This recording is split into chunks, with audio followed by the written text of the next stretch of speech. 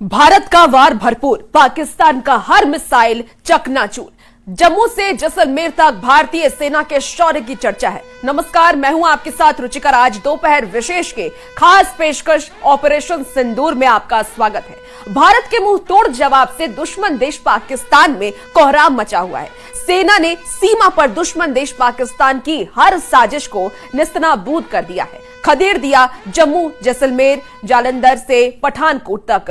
पाक को हर जगह मुंह की खानी पड़ी। ऑपरेशन सिंदूर के बाद वाटर स्ट्राइक से पाकिस्तान में खलबली मच गई है।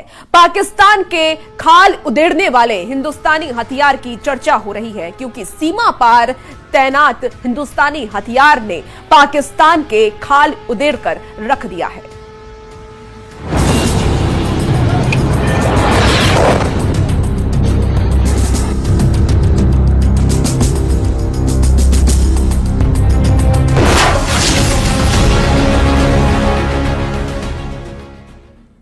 हिंदुस्तान दुश्मन देश पाकिस्तान को हर मोर्चे पर मात दे रहा है। ऊपर से गोला बारूद बरसा रहा है, नीचे से पानी का सैलाब छोड़ रहा है। और भारत ने ऑपरेशन सिंदूर के बाद पाकिस्तान पर वाटर स्ट्राइक किया है, जल प्रहार किया है, जिससे पाकिस्तान में कोहराम मचा हुआ है।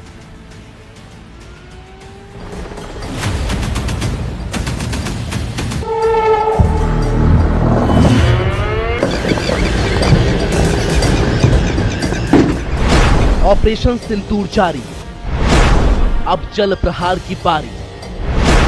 भारत ने चिनाब में छोड़ा पानी, आतंकिस्तान पानी पानी।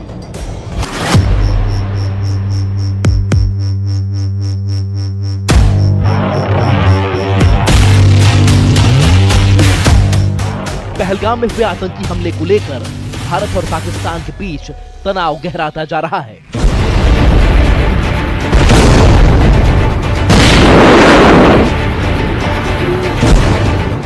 पाकिस्तान के नापाक साजिशों का हिंदुस्तानी सेना मुंहतोड़ जवाब दे रही है।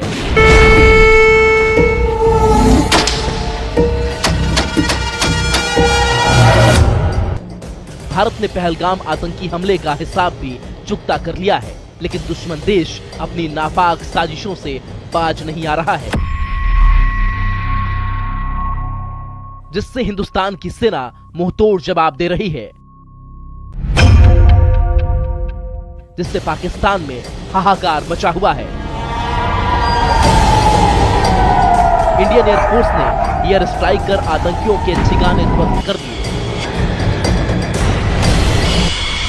भारत ने सख्त कार्रवाई करते हुए पाकिस्तान के 3 फाइटर जेट गिराए हैं, जिसमें 2 J-17 और 1 F-16 फाइटर जेट शामिल है। लाहौर से लेकर कराची तक कोहराम मचा हुआ है। जम्मू, जैसलमेर, जालंधर से पठानकोट तक पाकिस्तान को मुंह की खानी पड़ रही है। ऐसे में पाकिस्तान बौखलाया हुआ है। दुश्मन देश पाकिस्तान में कोहराम मचा हुआ है। इसी बीच हिंदुस्तान ने वाटर स्ट्राइक कर दिया है। चिनाब नदी का पानी छोड़ दिया गया है। भारत ने चिनाब नदी से मराला हेड में 28,000 क्यूसेक पानी छोड़ा है। अचानक इतना ज्यादा पानी छोड़े जाने से पाकिस्तान की सियालकोट, गुजरात और कादिराबाद में बाढ़ का खतरा मंडराने लगा है। भारत ने पाकिस्तान समर्थित आतंकियों की ओर से अंजाम दिए गए पहलगाम हमले का जवाब ऑपरेशन सिंदूर से देने के बाद अब जल प्रहार किया है। पहले हिंदुस्तान ने चिनाब नदी पर बने सलाल और बगलिहार डैम के सभी गेट बंद कर दिए, लेकिन जम्मू कश्मीर में भारी बारिश के बाद भारत ने दुश्मन देश पाकिस्तान को बिना बताए इन दोनों डैम के दरवाजे खोल दिए हैं, जिससे चिनाब नदी उफान पर आ गई है और एकदम से जलस्तर बढ़ने से पाकिस्तान में बाढ़ के हालात बन गए हैं, जिससे पाकिस्तान में कोहराम मचा हुआ है। जानकारी के मुताबिक सलाल बांध, जिसे Salal hydro electric power station के रूप में भी जाना जाता है, जम्मू और कश्मीर के रियासी जिले में चिनाब नदी पर एक रौनक रिवर जल विद्युत परियोजना है। भारत ने चिनाब नदी से मराला हेड में 28,000 क्यूसेक पानी छोड़ा है। अचानक इतना ज्यादा पानी छोड़े जाने से पाकिस्तान के सियालकोट, गुजरात और कादिराबाद में बाढ़ का खतरा मंडरा रहा है। हिंदुस्तान की वाटर स्ट्राइक पाकिस्तान तिलमिला उठा है, जिसका जवाब आतंकिस्तान की ना तो आवाम के पास है और ना ही पाकिस्तानी सेना के पास। हर मोर्चे पर पाकिस्तान को मुंह की खानी पड़ रही है। हिंदुस्तान ने पाकिस्तान का एयर डिफेंस सिस्टम तबाह कर दिया है। पाकिस्तान ने हमले की गलती की तो भारत ने सबक सिखा दिया। सीमा पर हिंदुस्तान की सेना गरज रही है और दुश्मन देश की सेना से लेकर आवाम तक थर-थर कांप रही है। Bureau report, news 18। अब आपको भारत के उन घातक हथियारों के बारे में जल्दी जल्दी बताते हैं जिन 5 हथियारों ने दुश्मन देश पाकिस्तान के खाल उधेड़ कर रख दिए, जिससे पाक बौखला गया है। क्योंकि ऑपरेशन सिंदूर से सुरक्षा कवच ने पाकिस्तान में कोहराम मचाकर रख दिया है। तो देखिए, ऑपरेशन सिंदूर का सुरक्षा कवच पाकिस्तान के खाल उधेड़ने वाला हथियार नंबर 1 S400, नंबर 2 आकाश, नंबर 3 MRSAM और नंबर 4 ZU-23, नंबर 5 L-70। ये हथियार है जिसने पाकिस्तान पर ताबड़तोड़ हमले किए हैं। आकाश भारत का स्वदेशी रूप से विकसित एक मध्य दूरी की सतह से हवा मिसाइल प्रणाली है, जिसे DRDO ने डिजाइन किया है। यह भारतीय सेना और वायुसेना की रीढ़ है। आकाश की विशेषताएं की अगर हम बात कर लेते हैं तो विशेषताएं आपको बताएं, इसका जो रेंज है वो 25 से 30 किलोमीटर है। लक्ष्य इसका फाइटर गैजेट्स, ड्रोन और क्रूज मिसाइलें। इसकी ऊंचाई की अगर हम बात कर ले तो 18 किलोमीटर तक है। मार्गदर्शन प्रणाली की अगर हम बात कर लेते हैं तो रडार आधारित कमांड गाइडेंस और सटीकता की अगर हम बात करें तो 90% ये सटीक होता है या उससे भी ज्यादा होता है। तैनाती मोबाइल लॉन्चर जो इसे लचीलापन प्रदान करता है। तो आकाश मिसाइल प्रणाली ने श्रीनगर की ओर से बढ़ रहे एक पाकिस्तानी JF-17 जेट को नष्ट किया और इस प्रणाली ने ड्रोनों और मिसाइलों को ट्रैक और नष्ट करने में अहम भूमिका निभाई। इसके साथ ही MRSAM की अगर हम बात करें तो MRSAM भारत और इजराइल के संयुक्त सहयोग से विकसित एक उन्नत वायु रक्षा प्रणाली है और ये बराक 8 मिसाइल का हिस्सा है और भारतीय सेना, नौसेना और वायुसेना में तैनात है। इसकी रेंज की अगर हम बात करते हैं तो 70 से 100 किलोमीटर है। लक्ष्य इसका फाइटर जेट्स, ड्रोन और इसके साथ ही बैलिस्टिक मिसाइलें, क्रूज मिसाइलें। ऊंचाई की अगर हम बात कर ले तो 20 किलोमीटर तक इसकी ऊंचाई होती है। मार्गदर्शन प्रणाली एक्टिव रडार, होमिंग और मल्टी फंक्शनल रडार। सटीकता की बात करते हैं तो उच्च सटीकता के साथ ये मल्टी टारगेट ट्रैकिंग करता है और तैनाती मोबाइल और नौसैनिक प्लेटफॉर्म पर होती है। तो MRSAM ने उत्तरी और पश्चिमी भारत में पाकिस्तानी ड्रोनों और मिसाइलों को नष्ट करने में अहम भूमिका निभाई है और इसकी लंबी रेंज मल्टी टारगेट ट्रैकिंग से इससे प्रभावित बनाया है। अब दूसरे हथियार की बात कर लेते हैं तो ZU-23-2 एक स्वमित निर्मित ट्विनिंग बैरल 23 mm आपको बता दें कि ऑटोमेटिक एंटी एयरक्राफ्ट गन है, जिसे भारतीय सेना और वायुसेना में व्यापक रूप से उपयोग किया जाता है। इसकी रेंज की अगर हम बात कर लेते हैं तो 2.5 किलोमीटर है। लक्ष्य इसका है वो निम्न उड़ान वाले ड्रोन, हेलीकॉप्टर और विमान है। गति इसकी 970 मीटर पर सेकेंड है। आप समझ सकते हैं कितनी तेजी से इसकी जो उड़ान है वो होती है। मार्गदर्शन प्रणाली की बात करते हैं तो ऑप्टिकल साइट और रडार आधारित ट्रैकिंग होता है और तैनाती इसकी मोबाइल और स्थिर दोनों में होती है। तो ZU-23-2 ने उधमपुर और अन्य क्षेत्रों में निम्न उड़ान वाले पाकिस्तानी ड्रोन को नष्ट किया है और इसकी तेजी से फायरिंग और गतिशीलता से इसे प्रभावी बनाया गया। अब दूसरे हथियार की बात कर लेते हैं, वो है L-70।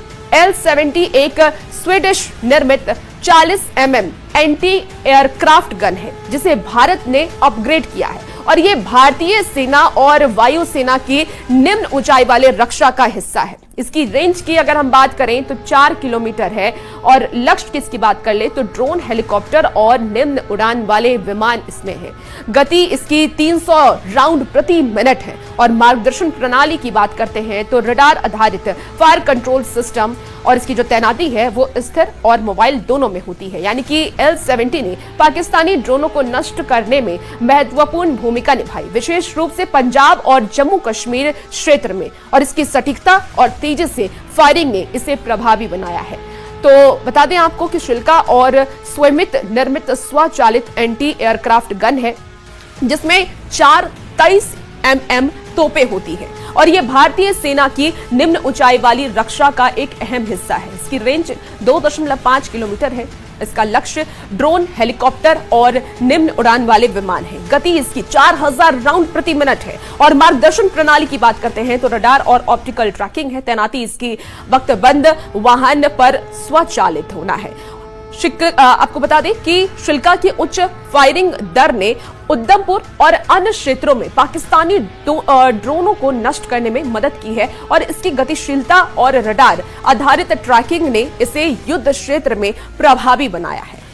अब आपको यह भी बताते हैं कि आकाश और MRSAM क्या है। तो देखिए, इन दोनों प्रणालियों ने लंबी और मध्यम दूरी के खतरों जैसे मिसाइलों और फाइटर जेट्स को नष्ट किया है और एक पाकिस्तानी F-16 और JF-17 जेट को भी नष्ट किया है। इसके साथ ही ZU-23, L-70 और शिल्का इन निम्न ऊंचाई वाले प्रणालियों ने ड्रोनों और अन्य छोटे हवाई खतरों को भी नष्ट किया है। आपको बता दें कि उधमपुर में सेना की वायु रक्षा इकाइयों ने कई ड्रोनों को मार गिराया है।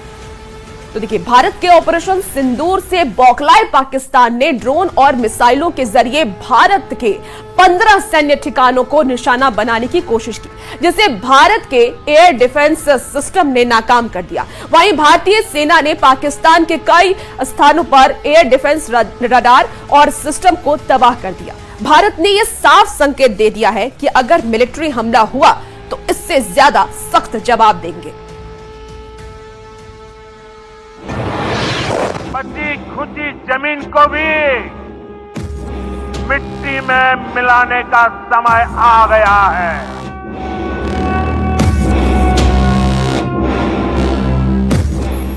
7 और 8 मई की दरमियानी रात पाकिस्तान की तरफ से किए गए हमले की कोशिश को भारत ने नाकाम कर दिया है।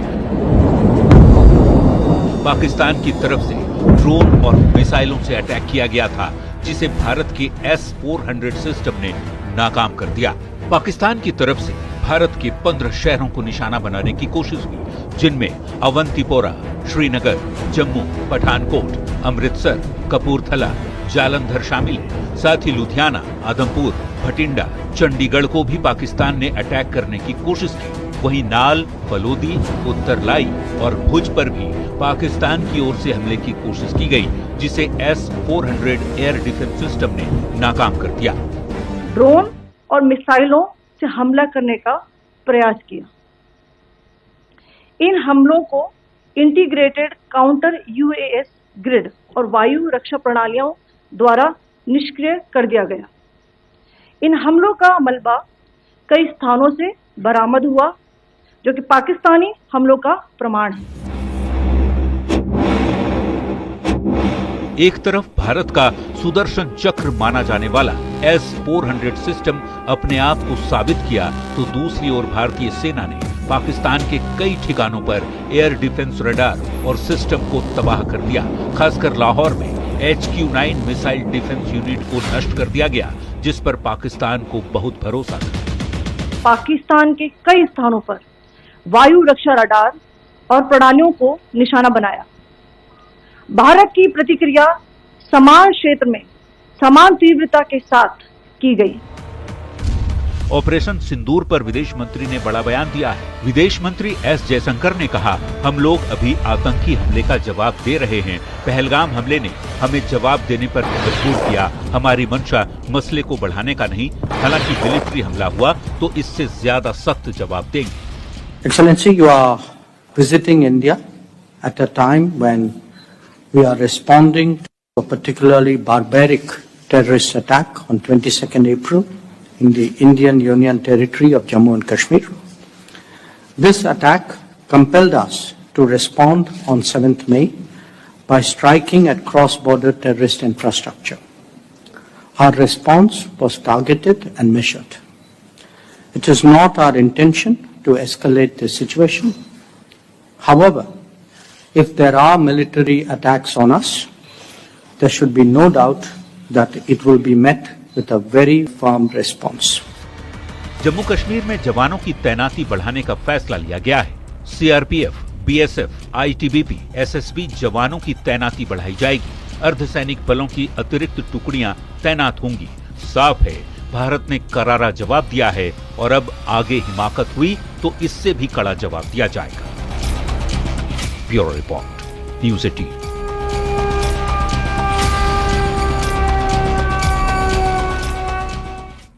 और चलिए अब आपको बताते हैं कि S-400 कितना शक्तिशाली है। अब आपको ग्राफिक्स के माध्यम से यह बताते हैं। देखिए, ऑपरेशनल रेंज 40 से 400 kilometre metre second, maximum speed की अगर हम बात कर लेते हैं तो 4600, और किलोमीटर मैक्सिमम हाइट की बात कर लेते हैं तो 30 से 60 माफ कीजिएगा। इसके साथ ही टारगेट डेस्टिनेशन रेंज की बात कर लें तो 600 किलोमीटर है इसका, और डिप्लॉयमेंट टाइम 5 से 10 मिनट है। यानी कि ये S-400 इतना शक्तिशाली है जिसने पाकिस्तान को पूरा तबाह कर दिया। पाकिस्तान की तरफ से लगातार फायरिंग की जा रही थी भारत पर, और S-400 यही वो मिसाइल है जिसने पूरे पाकिस्तान को तबाह कर दिया और पाकिस्तान बौखलाहट में है। देखिए 40N6E 400 किलोमीटर रेंज है इसकी, और इसके साथ ही फाइटर गैजेट्स और क्रूज मिसाइलें से ये निकलेंगे।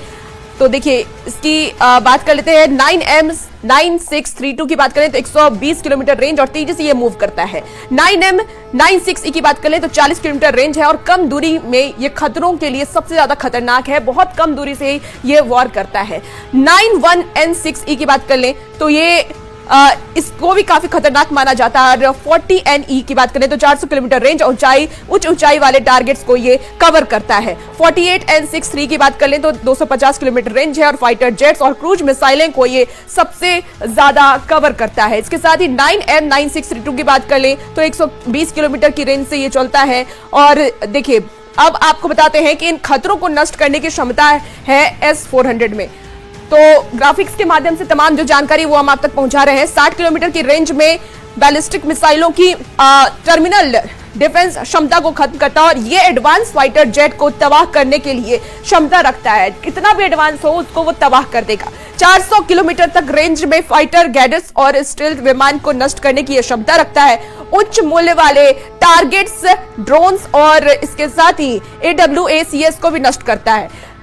600 किलोमीटर की दूरी तक की हवाई लक्ष्य को भी ये पता लगाता है, इसकी क्षमता है इसमें, और एक साथ 80 हवाई टारगेट को निशाना बना सकता है S-400।